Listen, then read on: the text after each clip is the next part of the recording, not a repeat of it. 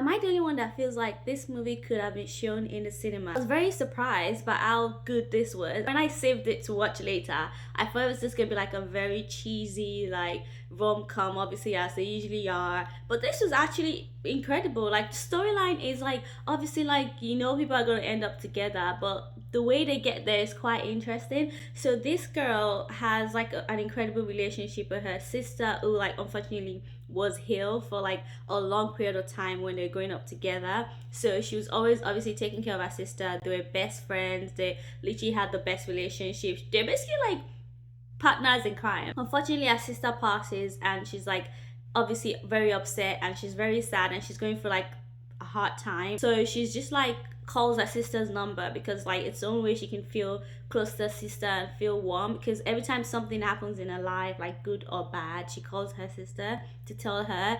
And obviously the phone goes to voicemail, so she just keeps leaving voicemails for her sister as a way to like release whatever emotions she's going through, and a way to like feel less alone, not knowing that that number has been given to someone else, who ends up being this guy who like was in this weird relationship with some influencer girl. Like it was very funny how like it wants to leave her, but obviously like she has this like crazy like appeal that keeps drawing him back, but obviously it breaks things up. It's very funny like side like character. Basically she keeps leaving voicemails for this guy who like is enjoying listening to her voicemails. It's basically like receiving a podcast like every week, and you just never know what's gonna come out of like the episode, but you keep listening to like everything that's going on in this stranger's life. That's kind of like the premise of the show, where like she keeps sending voice notes to this guy, and the guy gets invested and he wants to meet her, and that's kind of when things get very interesting. I feel like this could have really done well in the theater. I wish like I actually saw this movie with like a lot of people. It was really sweet. I'll give this a solid like 7.5 out of 10, like as far as rom-coms go, because I was surprised by how good it was, and this deserved a cinema debut.